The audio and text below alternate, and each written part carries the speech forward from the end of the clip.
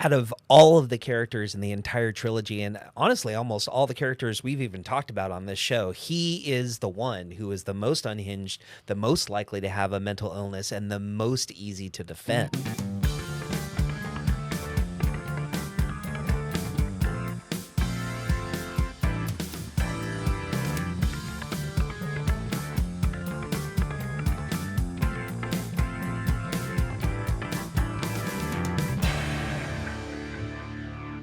Hey everybody, welcome back to another edition of Doug Defends. Ooh, it's a big one today because this is where a real lawyer talks about fake things, but not just fake things, Star Wars things. Yes. I am Billy Business. Just pan over to Doug. There we go.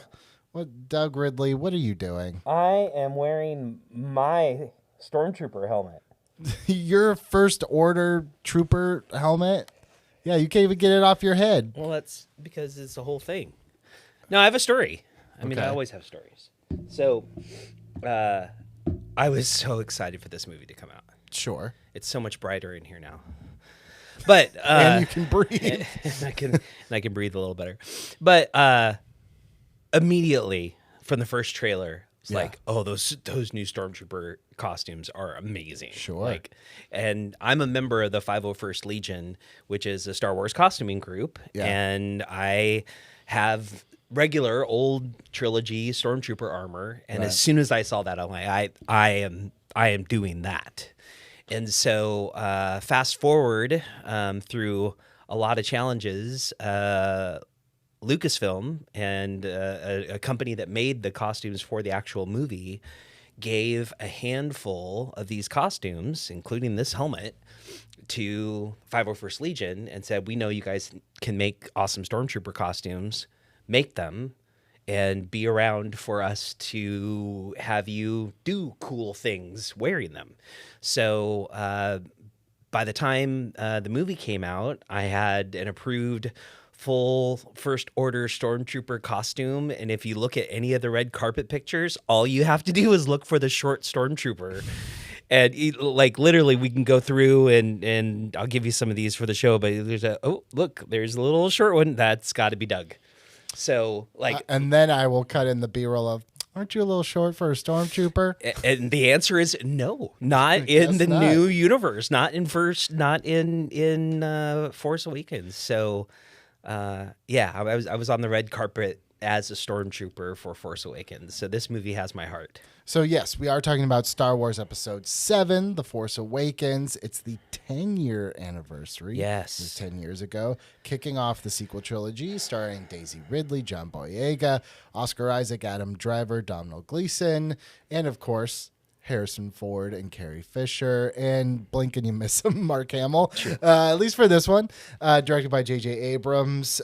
So, yeah, still to this day, at least domestically, one of the biggest movies ever. Completely eclipsed, anything from the prequel trilogy. Yep. People were ready to see these new characters. They were ready to see the old characters. So we're going to talk, we already talked about Revenge of the Sith. We kicked off our whole series with Revenge of the Sith. So now we're going to go a little bit further along in the Star Wars timeline. This is, how many years after Return? 30 years after Return of the Jedi, right?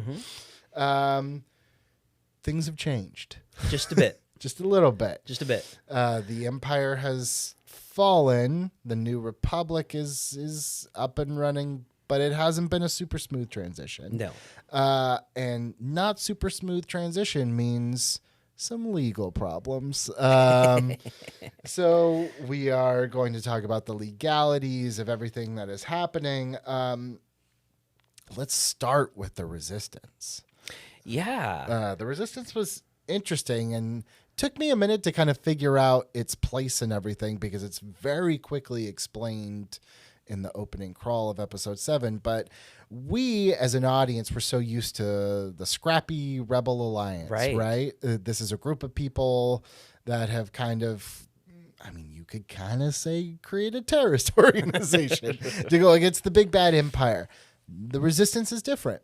The Resistance is kind of a paramilitary organization. They're not really are they officially sanctioned? They're just kind of like, yeah, Leia, you can go do your thing over here. It's all a little unclear, and thankfully there have been some ancillary materials that have explained a little bit more of it, and we got to see a little bit more of New Republic starting in Mandalorian and in that timeline.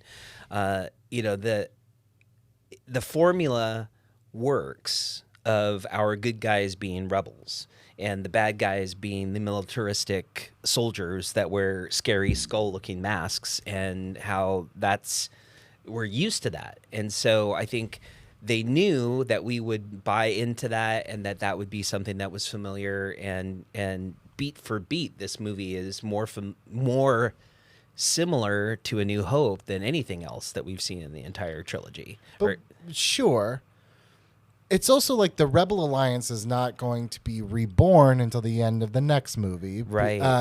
But what are the legal ramifications of essentially what they're doing? The New Republic is kind of outsourcing their militia. That's like, hey, the First Order, at that point, they're kind of this fringe Empire wannabe. If you guys want to go off and do your own little militia and stop that from happening, great. But this is kind of not this is not a Republic army. I don't even think there is a Republic army. No. And it doesn't seem like there is. It seems like they've got marshals and sheriffs and things along those lines, but not anything that would be considered a standing army. And fast forward to the end of this trilogy, we see that, their best hope ends up being just getting everybody together with their own separate ships and fighting the fight. So, the legal status of the First Order is just some group of dissenters who believe that the government should be stronger. I mean, make the galaxy great again, or something along those lines. So, they want to make sure that they want to bring back the good old days where we had order and empire and stormtroopers and all of that kind of stuff. And then you've got these loyalists, like, we fought too hard for that, and we're trying to prevent that. There's also some conversations about some systems who were supporting the resistance, similar to the way some systems were supporting the rebellion.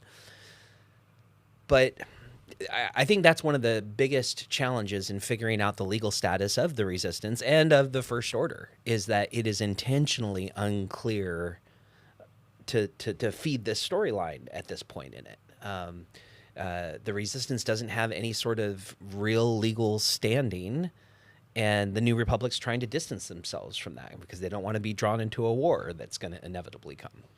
Right. Yeah. So I guess, before you even get to Starkiller Base, before you even get to this massive weapon of mass destruction, is the Resistance just off doing war crimes before the war even starts? I mean, their attempts to try to stop the rise of the First Order, I mean, they're just aware that there are a group of people that are increasing in power and increasing in number. I mean, that's what the First Order is, right? The First Order is a group of people that are increasing in power, increasing in number, getting stronger, and they're scared that they're going to do something bad like what the Empire did. It's tough because the first time we see the First Order, they come in and just murder a whole innocent village. Yeah. So they so clearly make them the bad guys. Right.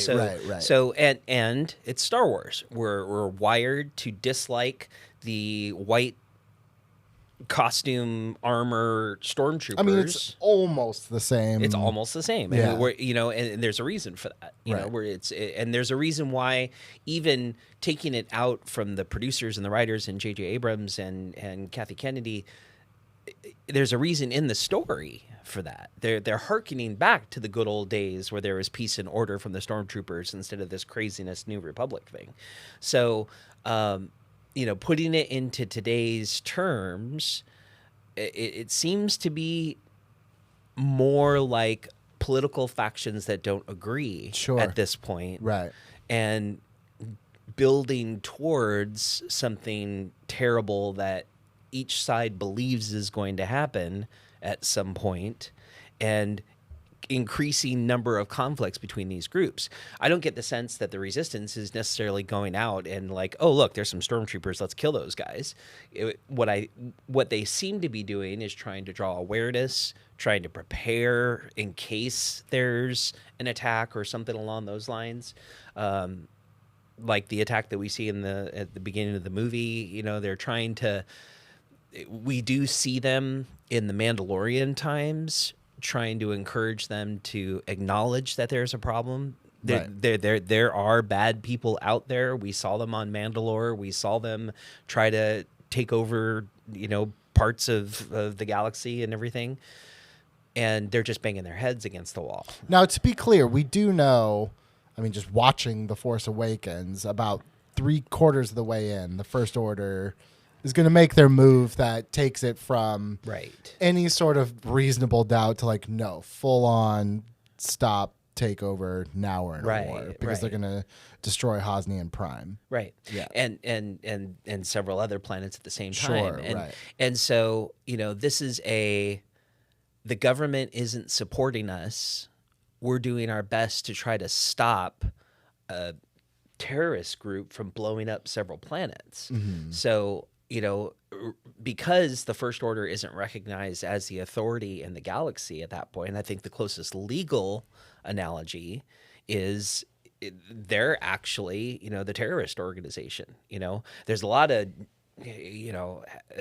tongue-in-cheek jokes about how the Rebel Alliance was a terrorist organization. Well, because they were trying to topple the existing government. Right. In here, the First Order's not in power yet. When we open up this movie, and so they really are the bad guys from every type of legal standard that we can apply to them. Let's talk about Starkiller Base. The it's every Death Star wrapped into one. Big planet. I love when Han Solo is like, oh yeah, it's a lot bigger than the next one. Yeah. We should find some plans or something. He's just so it's a bigger Death. We've done this before. Yeah. Here's the original Death Star. This is the big Death Star. Gets some great lines in this one. That's not how the Force works. That's my favorite. So millions, if not billions, of people are killed instantly, all at one time. I guess at what point does that not just go straight into a genocide versus like... It is. Yeah? No, it is. And, bigger Death Star, so instead of just taking out one planet of Alderaan, they took out, I don't remember, folks go ahead and type in, well, actually, these were the 5 planets, or however many planets there were. But it's worse. And they're taking the stakes from the original trilogy and they're making everything worse. So now instead of just... one planet that was aiding potentially with a rebellion, now we're talking about the capital of the Republic gone, and any other planet that was supporting the resistance in some way, just all gone and wiped out in an instant. So not trying to downplay the massive destruction. Right. But to me, I think the thing that is most abhorrent that they do, which is not the first time that we've kind of heard this concept in Star Wars, is taking very young children, indoctrinating them into their way of thinking, and thrusting them out there as soldiers. What does that sound like?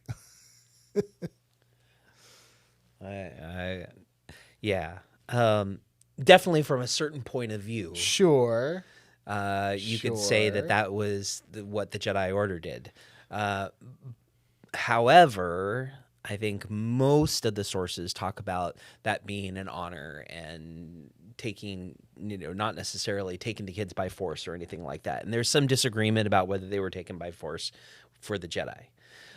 Here, it's really clear that they are that they're training soldiers, that they're programming soldiers, that while you could make the same argument about the Jedi, there at least is a doctrine of peace, doctrine of balance, all of that underlying this. This is taking away their identities, right? This is making them uniform.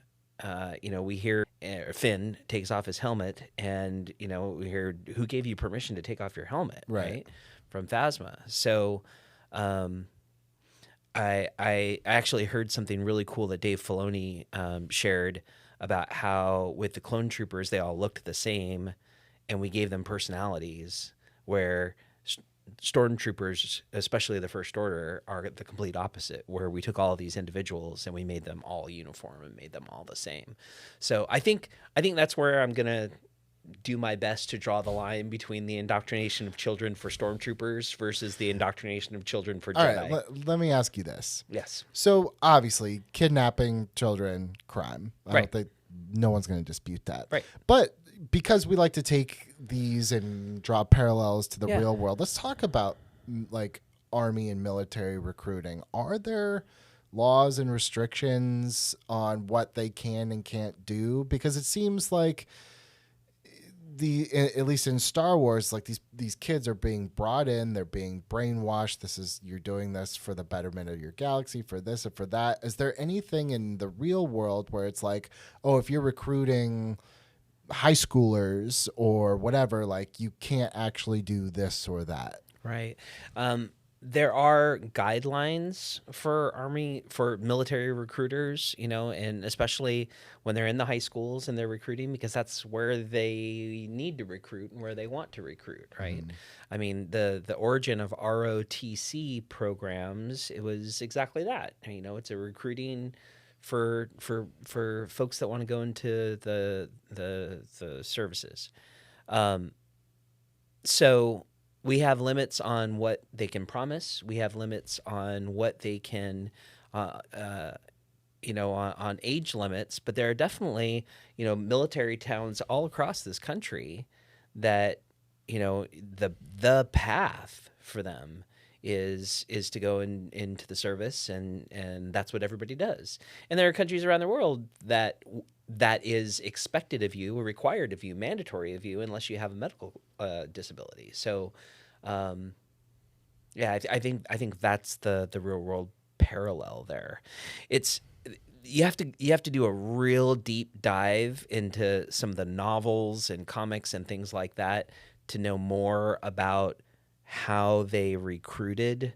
And for some of our folks who aren't aware of this, it's actually Hux's dad, Right? Who goes in and starts to figure out how to train children and figure out the right elements for doing that. And By the way, just for anyone watching, I'm not drawing parallels between the First Order kidnapping kids and how we get soldiers in our army. Oh, for sure Just not. trying to find Right. a real world anchor. In the same way, I do want to talk about Finn. Yeah. Now, Finn is a soldier who ends up taking his helmet off. He decides, I don't want to do this. I don't want to be a part of this. He helps Poe, Oscar Isaac's character, escape from captivity from Kylo Ren. So let me ask you this. Would you consider Finn a true traitor to the First Order, or maybe more of a whistleblower? You know? I mean, it's a good point, and it depends on the legitimacy that we give the First Order as either a government or a loosely scary private militia organization that that he's trying to get out of. We definitely hear stories of people that get brought into cults or brought into different sorts of bad situations and groups, and they're trying to get out of them. They're Right. trying to escape from them. Because the First Order doesn't have that legitimacy yet galaxy-wide, it's likely not traitorous, even though we have wonderful, one of the coolest scenes in the movie, where he gets called a traitor, Yeah. and all that, which is so cool. But it's because the folks that are in there are viewing it as legitimate government, Sure, right? And certainly by that point, they have taken out the legitimate government by a coup. But the aspect of Finn's escape, I think happens early enough that he still is escaping a bad situation, like escaping a militia or something Sure. along those lines. Okay, so on that kind of same note, eventually we know he's going to end up with the Resistance. He's going to give them some insider information about Starkiller Base lawfully. Is there any reason why they could or could not use that information at that point? I mean, is there anything that they need to the Resistance from a law standpoint? You know, are they able to just take and act on that? Because they are very quick to be like, "Hey, thanks for telling us that. Here's a gun." You person who used to be on the other side yesterday. You know, No, that is true, and there's a lot of trusting the good in people that Leia does as general or whatever her new title is with this new organization that's not really an organization that's connected to the government but not really connected to the government. As far as can they use the information, I think, you know, your earlier question about whistleblower aspects of things. Hey, I know this company is doing something absolutely awful and terrible, and you all need to know, even if I'm breaking my contract, even if I'm breaking, you know, confidentiality rules. And there is whistleblower protection for that type of thing. So Flynn's a whistleblower. So that part of it's not difficult to do at all. What you look at then, though, is a private organization deciding that another private organization has developed a weapon that is too dangerous to exist, and one private organization deciding to destroy the other private organization's Starkiller base because they've given it a scary name and it's too dangerous to exist. but it's already been used by that point. So now it's not two companies. Now we are literally in the middle of a hostile takeover.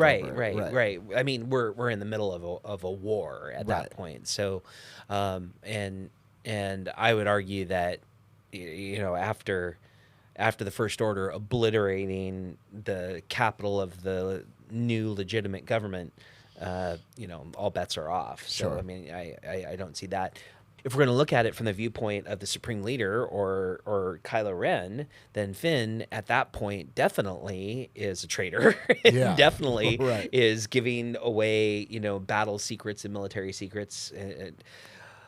But there's also an argument there that he was just a janitor and he didn't really give them any secrets. It's true. I mean, It's that's like, kind of the what'd you do there? funny- Oh, yeah. sanitation, You garbage, know? garbage detector.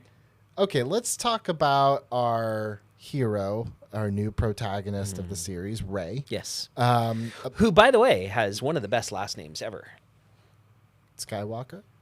Yeah, and then also Ridley. Oh, Daisy Ridley. I was like... Daisy Ridley. Yes.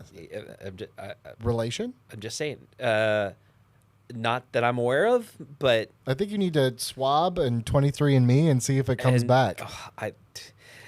When my son was in school and anyone would say, "Oh, Daisy Ridley, she's so hot," it's like, dude, that's my cousin.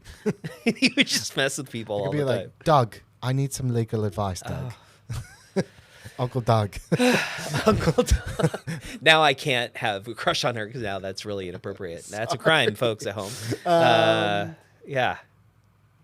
This Wow. episode went somewhere. I was like, how did we end up at incest? Okay, so, you know, I think a big part of Rey's arc, obviously, in this whole trilogy is going to be where she came from, her parents, and everything.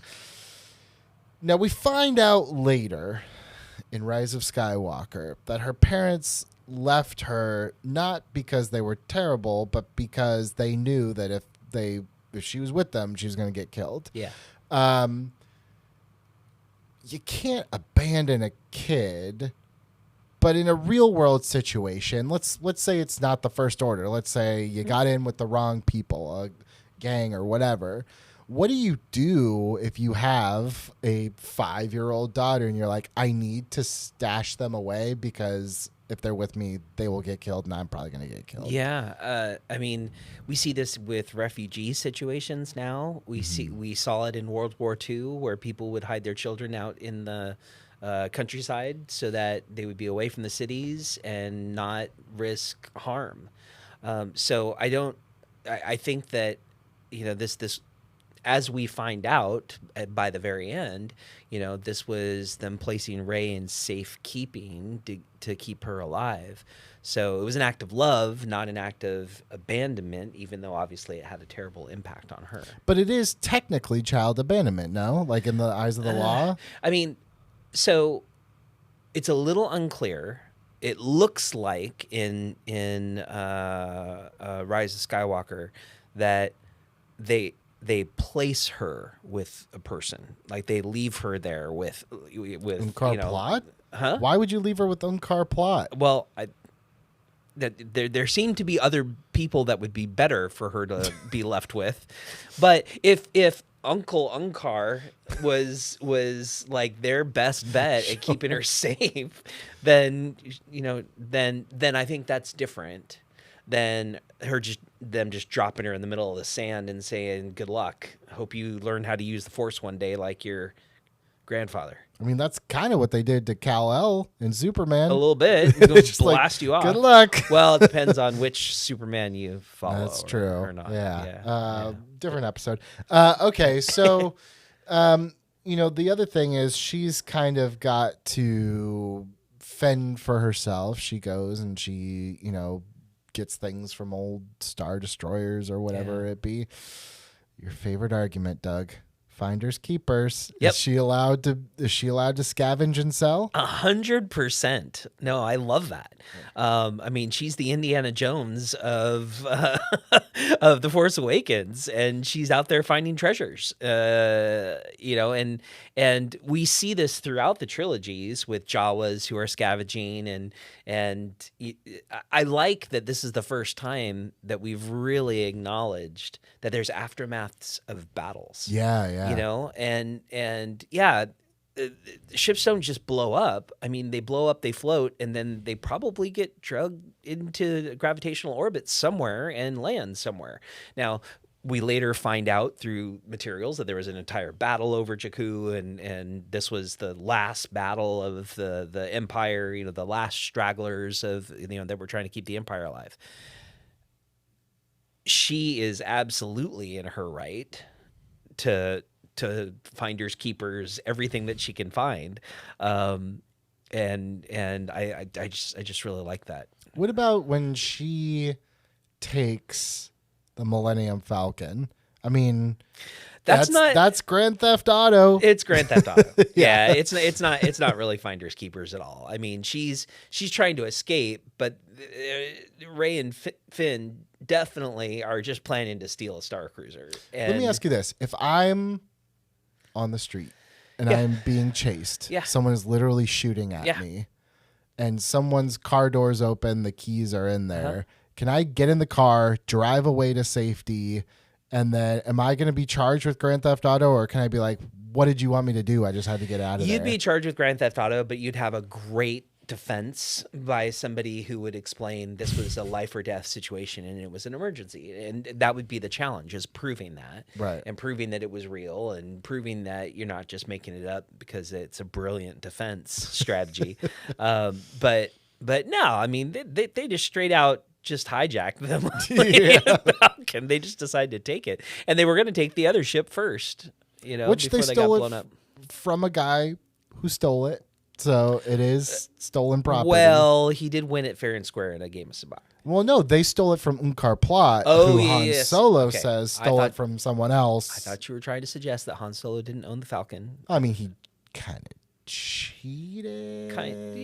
Yes. But Lando cheated first. Different thing. Yes. But while we're talking about Han Solo, yes, the miraculous, wonderful return of Han Solo. I remember being at Star Wars Celebration in Anaheim in 2015 and them playing that in that audience for the first time, and Chewie, seeing we're that home. We're home, and just crying. Chewie, we're home. So I was going to say, there was a girl at my office when that trailer came out. We all stopped what we were doing and we gathered around and watched it, and she was bawling. It's beautiful. But Han Solo kind of the first Joe Exotic. He's a little bit of a Tiger King. He's running around with Rathars, which are an illegal, I'm guessing, wild I'm sure. animal. So what do you get if you traffic an exotic Rathtar. maybe not a Rathtar, but like, I mean, we Yeah. kind of saw with Joe Exotic, like what happens if you, but what exact law are you breaking if you're smuggling around a dangerous exotic animal? Yeah, there's laws here in California that you just can't have certain animals. Is there a list of animals that you can and can't have? Well, I'm going to say yes, there is a list, and then I'm going to have the same response on social media that I did the last time we referenced a list of the things you're not allowed to have, Right. that being plutonium. And so go ahead and start. Where is this list, and what is the list made of? But no, you can't. There are. So I just remember, so it was like, yeah, you can. It's like great defense. By the way, should we be investigating you for Right? plutonium user? Don't post your crimes on social media. But going back, the legalities of owning exotic animals and different, I can't own a tiger. I can't own, there are some states where you can't even own a ferret. So, the Rathtar is going to fall into Right. the realm of this. I have had a case where with an illegal crocodile. Really? Yeah, seriously. Yeah. Did you win? Well, Can I say that? Can I ask that? justice was served. Okay. Yeah, Let's leave it at yeah, that. for sure. So then I'm assuming that Han and Chewbacca probably they're probably co-conspirators and whatever they Oh, do. yeah, I'm gonna assume, yeah. are liable for all those Rathtar deaths that happened. Yeah, at Concha Club, yeah. right? It'd be like if I had a tiger in the next room over here, and all of a sudden it got hungry and mauled us all. I'm responsible for that. So yeah, they're responsible for all the Rathtar. Good to know that Han But Solo but they is- also, who was it that opened up the Rathtar cages? I think it was Rey on accident, right? Right. I think so. Yeah. And so maybe Ray's liable for negligence for releasing But the Rey, Rathars. this is interesting. Rey is nobody. Right? She doesn't really have any lineage. She doesn't Yeah. have, I think if you were probably to scan her fingerprints, nothing would come up. Yeah. So this is just an aside question. Right. I feel like in this day and age, it'd be almost impossible. But what do they do with someone where it's just like no fingerprint matches, Yeah. no dental records, there's literally no record of this person existing. Like if they get arrested for doing something, like what do you do? Right. Let's say they took my fingerprints right now. Mm-hmm. I'm in multiple databases, all legal. But we have to get fingerprinted to be a lawyer. So, You have to get fingerprinted to like help at my kid's school. exactly. So yeah. everybody's in there Right. now. But let's say that the fingerprints came back zero match. Right. Well, that would be the first record. And that's what they would do. They'd write, Billy Business has these fingerprints. And moving forward, it would be that. So, and I've actually seen clients that have had problems with the databases and having a mismatched fingerprint record and it connected with someone who had a similar name and all of those things. So the legalities of fingerprint matching, that's how they would resolve that with Rey. So she wouldn't necessarily be responsible. But here's the other interesting thing is that the people that were hurt by the Rathtars were the pirates. The pirates were there trespassing on Han Solo's ship because they wanted to beat him up because he owed them money. Right. And so there's an argument there that, look, you break into my house and, my black lab goes nuts and starts, attacking you or biting you, and that's on you, buddy. Yeah, but the counter to that counter is you break into my house and my illegal tiger mauls you. I still have an illegal tiger. You still have an illegal tiger. So Yeah. you still would be charged with illegal Rathtar So it ownership. kind of cancels each other out, Yeah, right? but I think that the owner of the exotic Rathtar would still be responsible for and be breaking the law about owning an exotic Rathtar. But I don't know if you'd be responsible for the harm that the trespassers necessarily were. And at that point, there was also a huge element of self-defense because they were just about to kill Han Solo because he owed both gangs money. I think it actually works out for Han Solo that the First Order takes over that day because he doesn't really have to worry about the Republic law kicking in It kind of is good. And I don't think at the top of the First Order's list of new laws was illegal Rathtar trafficking. But at the top of the First Order's list is getting Han Solo. Let's Yes. talk about Kylo Ren now. Yes. Who we find out pretty early in the movie that it's actually Han and Leia's son. Yes. Kind of a reverse of the I Am Your Father where you don't wait for that big shock. They give you that, Yeah. right, and then they let you kind of see where that goes. Kylo Ren in this movie... he loves to dig around in people's heads. Creepiest thing, arguably, maybe in any Star Wars, in any of the Star Wars trilogy, the Skywalker story movies. I think there's some definitely worse stuff in some of the other ancillary stuff. But could you imagine how goofy they must have looked like filming all of this, just being like, for 20 minutes, just like, I mean, I would love if someone could post an outtake of one or the other of them just breaking character and cracking up right in the middle of one of those scenes. That would just be amazing. So if you were the DA, Yeah. and you've caught Kylo Ren, Yeah. would you consider the probing like, is it torture? Is it privacy? I assume like if you want to really get him, you're going to go for torture because privacy violation is probably not going to be as big of a charge, right? Exactly. Yeah. The torture charge is what you would get. And the basis for that, before you start typing your comment, #user86 is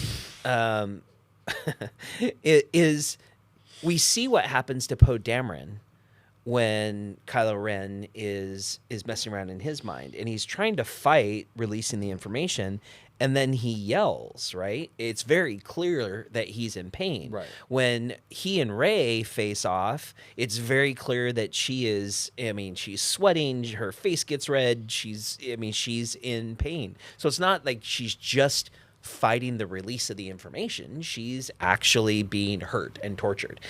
And then there's the whole fact that they're, strapped into a torture chair while it's happening, which is pretty good proof that you're being tortured if you're in a torture chair. Yeah, just if you ever find yourself in that situation, right. you might be being tortured. Take a picture of that because that's really, really good evidence that you were being tortured if you're in a torture chair. Now, as Star Wars fans, that's not the biggest thing that Kylo Ren does in this movie. The biggest crime, unforgivable, Yes. is the killing of his father. Yeah. There's a name for that when you kill your parent, right? Patricide. Patricide. That's Yes. when a Killing of your father. Oh, and if you kill your mother, then it's Matricide. okay. So he kills his dad, which, look, this is not legal. This is just my Billy's reading. Yeah. I've always kind of thought that Han kind of knew at the very last second this is what was going to happen and kind of was like, if this is what you got to do, I'm not going to stop you. Yeah, and you certainly get this is a huge risk, and but I'm going to give this one last go. Right. And it's just, I know people who Han Solo was their number one character who were just done. Right. Like, I'm angry at Star Wars. You took away my Han Solo, and I'm never going back. I loved how they showed the fatherly love that he had, and I loved that scene and in that moment, and I loved how he tried, and there's no defense for it. There's no question. He did it straight out so that he could not be accused by Snoke anymore of being weak. Right. And that was it. But that love of a father that even after the blade is through his body, he's still gotta just love. And that very gesture is what's going to end up saving him a couple movies later. But in that moment, And we've been accused of using this on the show before as a catch-all, but if ever there was a character that you might be able to argue the insanity plea, would you try it with Kylo Ren? Because we even find out later that Palpatine point blank says, I have been every voice you've ever heard inside your head. I have been every voice you have ever heard inside your head. Watching this movie, not as Star Wars fan Doug, but as lawyer Doug, like, do you see someone who's clearly not acting in their right mind? Yeah, the part of me that watched him kill my Han Solo doesn't want to defend him ever, but the father in me does want to defend him, and I have defended people with voices in their head that have committed acts of violence, because thankfully we're at a point now in our criminal justice system where we're acknowledging that there are people that are that severely mentally ill that are making terrible decisions, not necessarily of their own free will, but because they've got voices in their head. Right. Now, as far as we know, none of my clients have had voices in their head by, a Sith Lord, Right. at least The Sith Lord. the Sith Lord, the overarching Sith Lord for forever Sith Lord. Right. And we know his manipulation, and that's actually one of the things that I like about the conclusion of this trilogy is it almost becomes no longer a Skywalker story, but a Palpatine story. Right. But going back, Legal Doug says, I can think of lots of moments that I would point out about Kylo Ren. I mean, we find out in The Last Jedi about his last moments before he turns into the dark side, where his master, the best Jedi ever, Luke Skywalker, tries to kill him. Right. And we point to that. We point to the betrayal of Kylo of Ben by his master and the trauma from that. And then of course he runs to somebody who validates him and tells him that he's good. I mean, it's not the same story as Anakin, but it's a similar story as Anakin. Sure. And certainly the manipulations of Palpatine are the commonality between the two. Well, it also sounds to me maybe what the difference between Anakin, and again, a lot of this is maybe I'm inferring, or maybe it's implied. You can tell me, but it seemed like with Anakin, Palpatine would kind of see these situations that Anakin was already in and figure, and like, ooh, I can use that to my advantage. I can use this to my advantage. With Kylo Ren, it feels much more like I'm literally just going to talk to you in your head. Yeah. You're going to hear your grandfather. Yeah. Snoke is kind of, in all essence, a puppet of me. Right. So like, I'm just going to control you every step of the way, to which if we were going to give the insanity plea to either Anakin or Kylo, I feel like Kylo is way more, yeah. No, agreed completely, because it's so overt and it's not in the shadows, and that admission by Palpatine Right. that I've been every voice in your head, that you're right. I mean, that changes things, and that makes it something where it's more defensible. So if you are defending Ben, Yeah. I assume that you're going to call him Ben in court and try I'm definitely gonna call distance him yourself from Kylo. Yeah. or Mr. Solo. Yeah, Mr. Solo. Are you going to be like, yes, my client did these things, but Palpatine is who you want to look at, and he has a history of doing these things. It's a combination of Palpatine, combination of mental illness, combination of trauma growing up, and that's how I would take all of that. I mean, it is tragic, and I wonder if 20 years from now, after some space has happened between these movies, the space following these trilogies concluding, people end up feeling differently about them. I mean, no one was loving the prequel trilogy. Not very many people were loving the prequel trilogy, totally hear and now it's so revered. I think after some time, maybe I'll feel a little differently about Ben Swallow. I've By the way, that was intentional. Swallow, Oh, because yeah, I got you. Oh he's yeah. swole. Oh my goodness. Yeah, that Last Jedi. Can you put a shirt on? I'm like, please don't, sir. No, but I think, Force Awakens also shows you. I've always loved the character of Kylo Ren, because to me, he shows what the dark side is that we've been talking about for so long, but we don't see, which is the pure rage when he gets so mad and he destroys the ship with his lightsaber. Just a petulant child. Are you using, let's assume everything in Star Wars is recorded at all times. Gotcha. If we see it on screen, that means it was recorded by somewhere. Are you recording that to be like, look, my client, he has the mentality of a 10-year-old, right? Right. I mean, he has temper tantrums on a regular basis, and I think the scene of him cutting up the computer console is so great. It shows him completely out of control. I know that the kyber crystal and crackling blade, is so representative of him, and he's just barely holding it all in. Right. But there was an element of that we had never seen before that also punctuated his mental state. He's completely unhinged. I mean, we saw Vader go nuts a little bit, but I mean, the most violent Vader scene is at the end of Rogue One. I mean, he chokes out some guards in Empire Strikes Back, and he's scary, no question about it. But we never see him absolutely just lose his cool. Anakin or Darth Vader, never completely lose their cool. Maybe when he finds out Padme's dead, but but even then, you never see that bubbling rage, like that I'm going to break, I'm having a complete mental break. And I think that's going to be the difference. Which, and again, it's not just Force Awakens. We see this when he's chastised by Snoke and he gets so angry, he bashes his helmet till he's got to fix it later. Right. But I want to go back to the death of Han Solo for just a minute, because there's something else that happens in that scene that I think is important.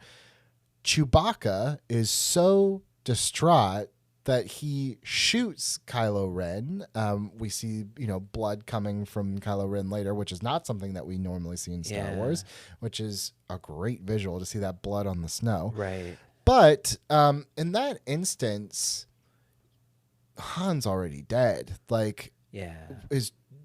That's not a justifiable shooting, is it? It's not. Yeah. And certainly we would all agree that Chewbacca was justified. I mean, morally within the story, 100%. but if it was today's law, Yeah, I mean, if all of that was shown in front of a jury, the moment right before the lightsaber ignites, if Kylo said, "Now I'm going to kill you," and Chewbacca shot, then he's saving Han Solo's life. Sure. The only argument, and I would argue the heck out of it because I love Chewbacca and I would defend him to my last breath, would be that maybe he could still be alive, because strangely enough, we've seen people survive lightsabers to the gut. And we've seen that happen with Sabine Wren and Ahsoka. We've seen it happen a few different times where they've healed people that have taken lightsabers to the gut. So I would argue maybe Chewbacca didn't know he was gone yet. I don't remember if the shot came before or after the fall, because Han falls off the bridge. Right. And I don't remember whether the shot happens before or after that. If the shot happens before the bridge, I think I've got a pretty good argument that Chewbacca is stopping him from lobbing off his head or doing more damage or something along those lines. If he's already falling from the bridge, if it's already falling from the bridge, then what I'm going to argue for poor Chewbacca is that he was just so distraught in that moment that it wasn't murder, it was manslaughter. But then again, but at this point, Kylo Ren is and it wouldn't have been murder, right? Right. It'd just be an assault. Yeah. Right. But Kylo Ren is also like, he is the leader of a group that just destroyed a whole bunch of planets. Couldn't you just argue like, well, he was trying to, take out the enemy essentially, right? And if we have warfare rules where killing the enemy is justified and that's that, then there we go. That's the argument. Right. If we're pulling it out of battle, in the middle of heat of battle, and we're, father and son talking to each other, son knifes the dad, and then somebody takes a gun and shoots the knifer after he's already dead and fallen off the bridge. It's not a good shot. Yeah. But find me a jury that wouldn't go with me. I mean, I'll win that case all day, every day. Oh yeah, I'm really sorry that the guy that just wiped out billions upon billions of people got a shot to his side. He seems fine. I mean, he's maybe more angry, and that's about it. You don't want to make him more angry. Well, clearly not. All right, let's get to our fan questions here.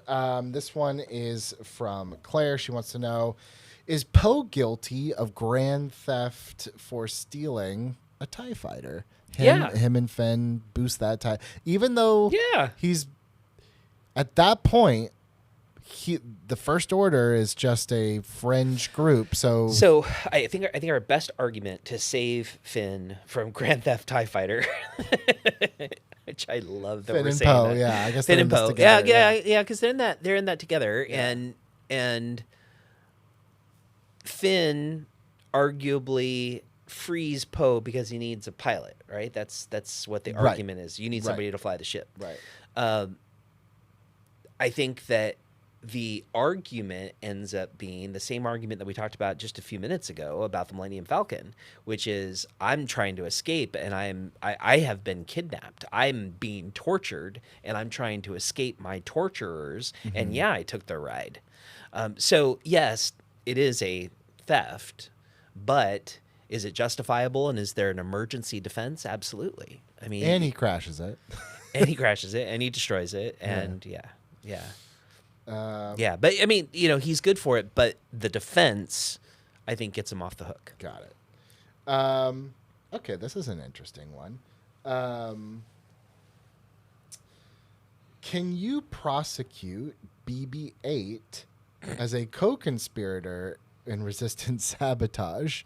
So if we somehow, put everyone on trial because whatever the resistance did was, they weren't supposed to do that, BB-8, he does help, but he is a robot. I am going to argue in this universe that BB-8 has a level of sentience that would qualify him to be prosecuted. I mean, there are different levels of droids.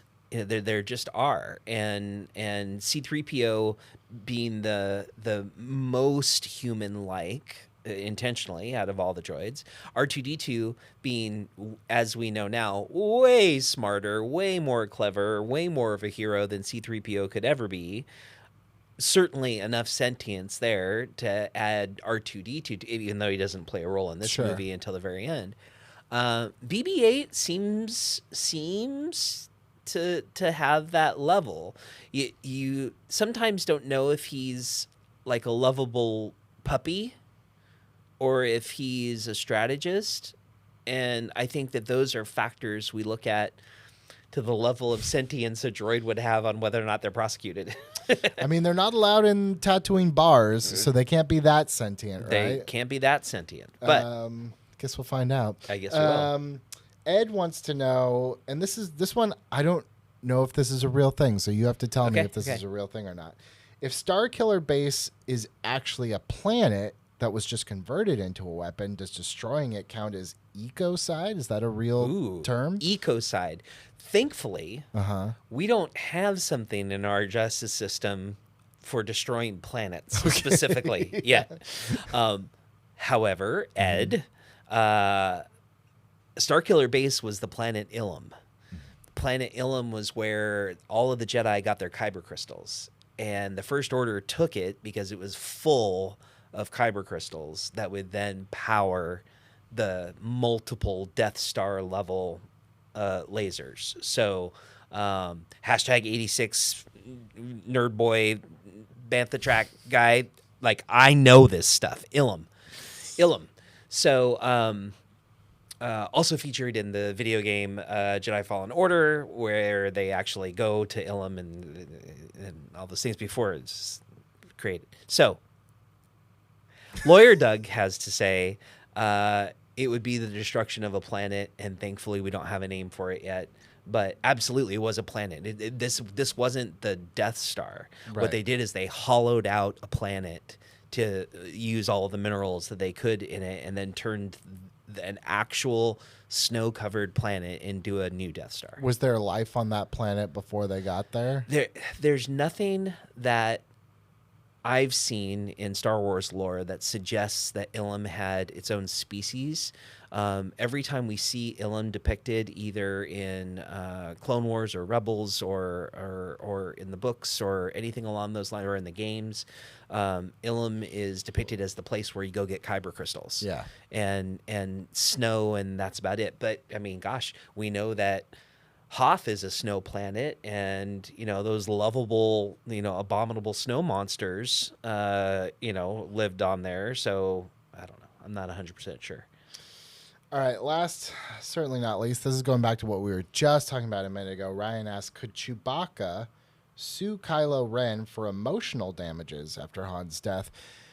I guess that would essentially be like suing for a wrongful death, right? Right. Like, it would be suing for wrongful death. And typically, well, this isn't my main area of practice.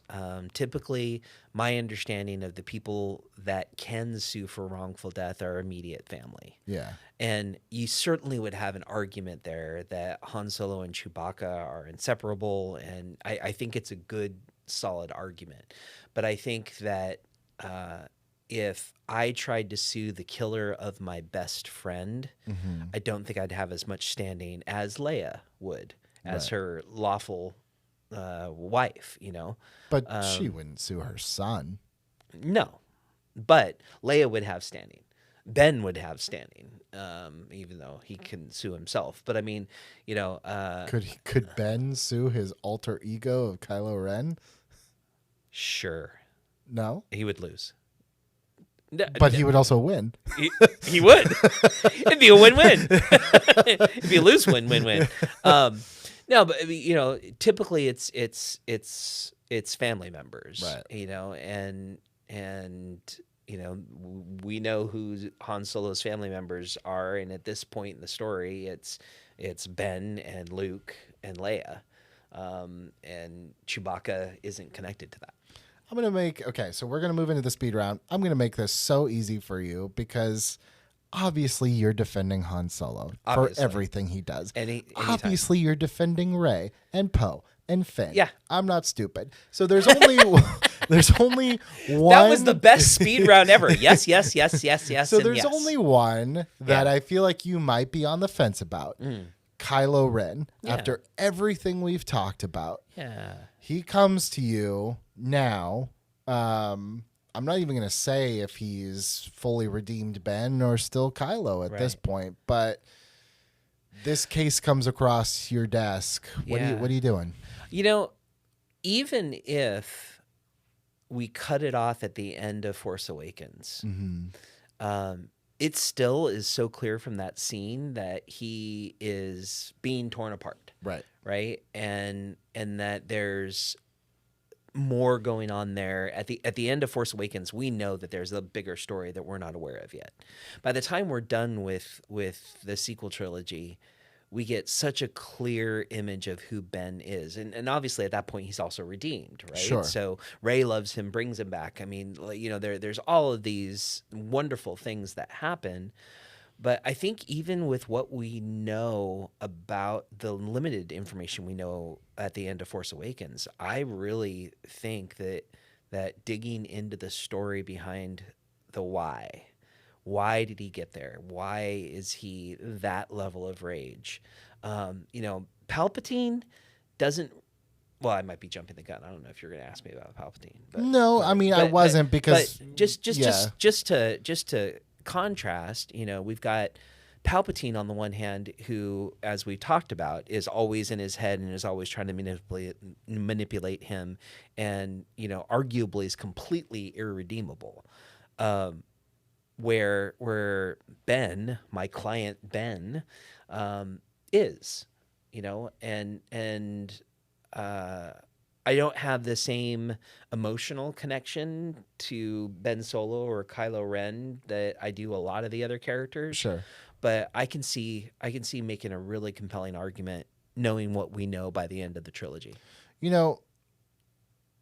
A lot of times when we hear these cases of kids and doing horrible things to their parents or patricide, whatever it is, like the Menendez brothers, there's always this kind of other half of the story about what they endured from that parent. Right. From everything that we know about Han Solo, there was no abuse. I know he kind of resents the fact that he was maybe shipped away to his uncle to, and maybe there was some fear that he sensed in Han of him being on the dark side. But there's no like, my dad abused me, my dad hit me, nothing like that. Yeah. Would that just be? I'm just thinking, like, you make compelling arguments, but at the same time, would you have a hard time with that crime specifically trying to convince a jury, like, because that was like, I just keep thinking of the Menendez, like their whole crux was like, yeah, we did it, but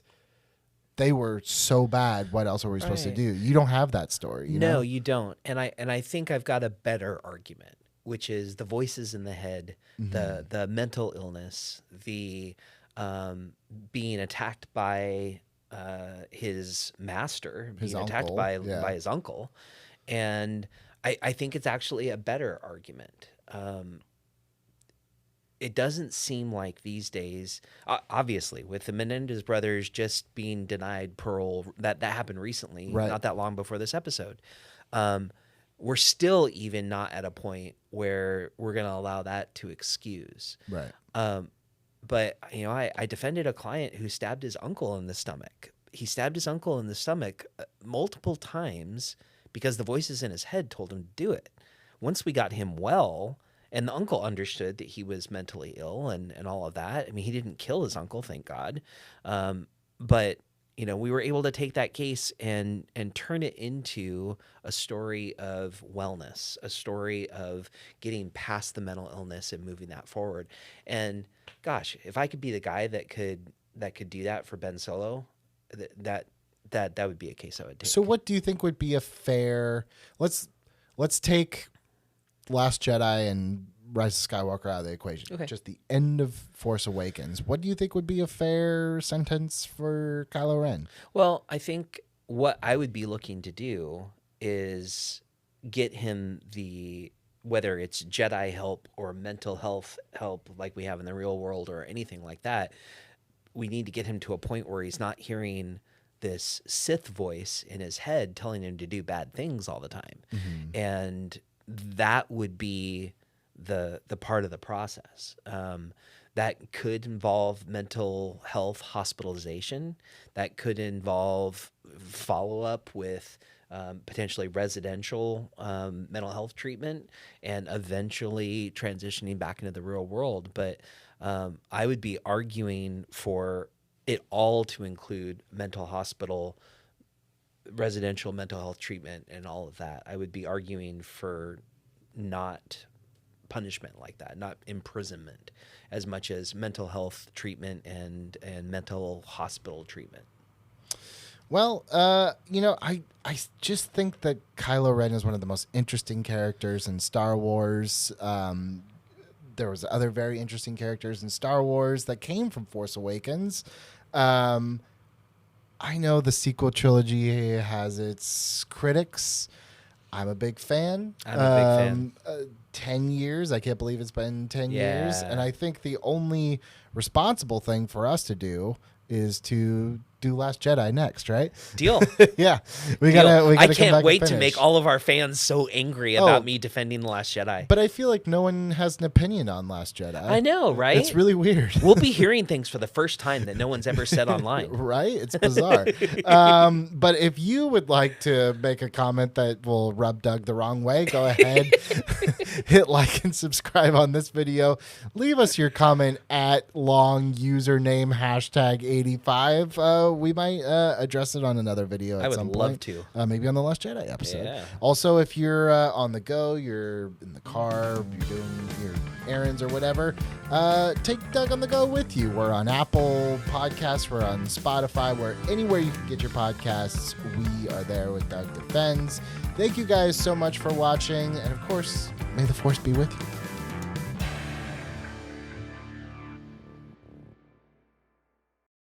We'll use the Force. That's not how the Force works. Oh, really? You're cold?